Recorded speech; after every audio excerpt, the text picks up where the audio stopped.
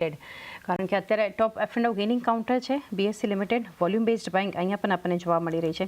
Long side પર built-up પણ છે, લગભગ ડેઝ હાઈ અત્યારે બનાવ્યા છે BSE લિમિટેડે. કઈ રીતે એક વ્યૂ રહેશે આપનો? વ્યૂ હવે અહીંયાથી પોઝિટિવ છે.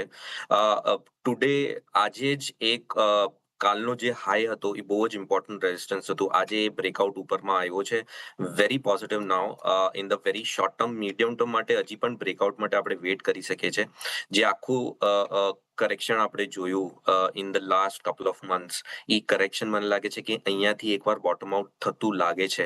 આપણે બ્રેકઆઉટ માટે વેઇટ કરવું જોઈએ. બ્રેકઆઉટ લેવલ્સ અરાઉન્ડ 2400 ની આસપાસ છે. એની ઉપર એકવાર ક્લોઝિંગ આવી જાય, એની પછી આપણી આની અંદર એક પોઝિશનલ વ્યૂ લઈ શકીએ. પણ in the very short term અગર તમે જો તો 2210 એનો એક સ્ટોપ લોસ રાખી અને આની અંદર એકવાર લોંગ પોઝિશન બનાવાય in the very short term for a target of around 2380. Short term માટે 2210 સ્ટોપ લોસ, 2380નો ટાર્ગેટ BSE માટે ધ્યાનમાં રાખી શકો છો.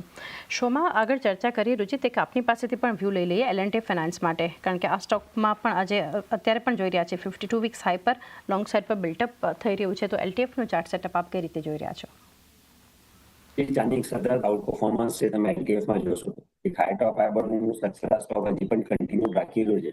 અને એનો આપણે જે શોની શરૂઆતમાં પણ વાત કરી હતી બજાજ ફાઇનાન્સ ઉપર, તો મને લાગે છે કે NBFC એઝ અ સ્પેસ તમે આગળ જઈને જ્યારે પણ માર્કેટનું મોમેન્ટમ રિઝ્યુમ થશે તો એક આઉટ પરફોર્મન્સ રહેશે. વગર બજાજ ફાઇનાન્સ હોય, L&T ફાઇનાન્સ હોય, ઇવન આદિત્ય બિરલા કેપિટલનું આપણે જોઈ રહ્યા છે કે એક સારી મોમેન્ટમ ત્યાં પણ એક કન્સોલિડેશન એના 52 વીક હાઈની આસપાસ જ છે. સો આઈ થિંક આખું સેક્ટર જે છે તમે એક પોઝિશનલ બેસિસ ઉપર એક સારી અપટ્રેન્ડ આગળ જઈને એક્સપેક્ટ કરી શકો છો. તો L&T ફાઇનાન્સ હોય, બજાજ ફાઇનાન્સ ઉપર કે આદિત્ય બિરલા, સો આઈ થિંક આ બંને ઉપર અમને લાગે છે કે કરંટ લેવલ્સ ઉપર પણ તમને ખરીદારી કરવી જોઈએ. એટલીસ્ટ 2 થી 3 મહિનાનો વ્યૂ રાખો તો સારા રિટર્ન સ્ટોક્સમાં હજી કરંટ લેવલ્સથી બની શકે છે. કરંટ લેવલ પરથી સારા returns L&T finance, Bajaj finance તો રુચિ તરફથી ટ્રેડિંગ કોલ છે, AB કેપિટલ જેવી કંપનીઓ આપી શકે છે. સોમિલ, કેન્સ ટેકનોલોજી એક વ્યૂ ચાર્ટ સેટઅપ પર એક નજર કરો, વ્યૂ લઈ લઈએ. અત્યારે 1.5% ખરીદારી સ્ટોક બતાવી રહ્યું છે આપણને. 5 સેશન્સના અગર આના રિટર્ન્સ જુઓ તો 10% પોઝિટિવ રિટર્ન્સ છે સોમિલ, કારણ કે EMS સ્પેસ જે આપણને એક ફોકસમાં આવ્યું છે ઇન્ડિયા ચાઇના ટોક્સને કારણે, તો કેન્સ ટેકમાં એક સીધી અસર આપણે જોઈ રહ્યા છીએ. પરંતુ ચાર્ટ વાઇઝ તમે કઈ રીતે જોઈ રહ્યા છો આને? એટલી અપટ્રેન્ડમાં છે અને મને લાગે છે કે આ અપટ્રેન્ડ કન્ટિન્યુ રહેશે. પહેલા એક બ્રોડ રેન્જ હતી 6530 ની આસપાસ એક હાયર એન્ડ હતો અને લોઅર એન્ડ 5380 ની આસપાસ લોઅર એન્ડ હતો. આ આખી જે બ્રોડ રેન્જ હતી એ ઉપરની તરફ તૂટી છે. એટલે મને લાગે છે કે આ મીડિયમ ટર્મ બ્રેકઆઉટ ઓલરેડી થઈ ચૂક્યો છે. મીડિયમ ટર્મનો જે સપોર્ટ છે એ અરાઉન્ડ 6170 છે. આ લેવલ થોડુંક નીચે છે, પણ મને લાગે છે કેમ કે તમે જેમ કીધું કે એક બહુ સારી rally in the last 5 trading સેશન્સમાં જોઈ છે, તો એની વજહથી જે સપોર્ટ છે એ બહુ નીચે છે 6170. આ એક લેવલ ધ્યાનમાં રાખી અને પોઝિશનલી આની અંદર ટ્રેડ કરી શકાય છે. અને ઉપરમાં મને લાગે છે ટાર્ગેટ્સ અરાઉન્ડ 7800 બિયોન્ડ જઈ શકે છે. 7800 ઉપરના લેવલ્સ પણ આપણને કેન્સ્ટેક બતાવી શકે છે. સોમિલ, વોલ્ટાસ લિમિટેડ માટે પણ એક વ્યૂ લઈ લઈએ આપની પાસે. ડેઝ હાઈ પર આ સ્ટોક અત્યારે વોલ્ટાસ ટ્રેડ થઈ રહ્યો છે અને લોંગ સાઇડ પર બિલ્ટઅપ છે. કઈ રીતે આપ સેટઅપ જોઈ રહ્યા છો વોલ્ટાસનું? વોલ્ટાસે after a very long time 200 daily moving એવરેજની ઉપર સસ્ટેન કર્યું છે. લાસ્ટ આની ઉપર હતું જાન્યુઆરી 25માં અને એની પછી આ પહેલી વાર છે જે લાસ્ટ 4-5 ટ્રેડિંગ સેશનથી 200 ડેલી મૂવિંગ એવરેજની ઉપર સસ્ટેન થઈ રહ્યું છે, which is a very very positive sign. Last week એક ટ્રાયંગલ પેટર્નમાંથી, એક નાના ટ્રાયંગલ પેટર્નમાંથી ઉપર બ્રેકઆઉટ મળ્યો છે. એટલે I am very positive on the stock. પહેલો target in the very short term રહેશે 1500 ની આસપાસ અને મીડિયમ ટર્મમાં મને લાગે છે કે 1700 આ સ્ટોક જઈ શકે છે. સપોર્ટ આપણે રાખવો 1380 પર અને એની નીચે જે મીડિયમ ટર્મના જે સપોર્ટ છે એ અરાઉન્ડ 1350 પર રાખવો. 1380-1350નો એક અહીંયાથી સપોર્ટ પણ ધ્યાનમાં રાખી શકો છો વોલ્ટાસ માટે. આજે એક્સચેન્જ રિલેટેડ સ્ટોક્સ રુચિત બસિંગ ચેક બીએસસી પર આપણે ચર્ચા કરી સોમિલ સાથે કેમ્પ્સ માટે કમ્પ્યુટરાઇઝ મેનેજમેન્ટ માટેનો વ્યૂ લઈ લઈએ 2% જેટલી ખરીદદારી સ્ટોક અત્યારે આપણને બતાવી રહ્યું છે અહીંયા પણ ડેઝ હાઈની આસપાસ કારોબાર થઈ રહ્યો છે અને લોંગ સાઇડ પર થોડું ઘણું બિલ્ટઅપ ઓઆઈ ચેન્જ વધારે નથી પરંતુ એક પોઝિટિવ પ્રાઇસ ચેન્જ છે કેમ્પ્સમાં એક વ્યૂ રુચિત એક કરેક્શન આઈ થિંક ઓલરેડી સ્ટોકમાં આવી ચૂક્યું છે પણ 3900 એક ઇમ્પોર્ટન્ટ રેઝિસ્ટન્સ છે જે સરપાસ કરવાનું ઘણું ઇમ્પોર્ટન્ટ છે for any kind of sustainable move તો મને લાગે છે અત્યારે 3650 થી લઈને 3900 આ રેન્જમાં સ્ટોક શોર્ટ ટર્મમાં ટ્રેડ કરશે અને જ્યારે બી 3900 ના લેવલ સરપાસ થાય તો પછી જે ડિરેક્શનલ મૂવ એક્સપેક્ટ કરી શકે છે એટલીસ્ટ પ્રાઇસ ત્યાંથી ડાઉન સાઇડ અમને લિમિટેડ લાગી રહી છે એટલે કોઈ એક્ઝિસ્ટિંગ પોઝિશન હોય તો એકવાર સ્ટોકમાં હોલ્ડ કરી શકાય છે હોલ્ડ કરી શકો છો અહીંયાથી એક વ્યૂ કેમ્પ્સ માટે આપણને બનતો જોઈ રહ્યા છે ત્યારબાદના સ્ટોક માટેનો એક વ્યૂ લઈએ એબી કેપિટલ માટે સોમિલ રુચિતે તો મેન્શન કર્યું આ સ્પેસ પર ઓવરઓલ ચર્ચા પણ સ્ટોક્સ પર થઈ છે અત્યારે એબી કેપિટલ પર સોમિલ જુઓ તો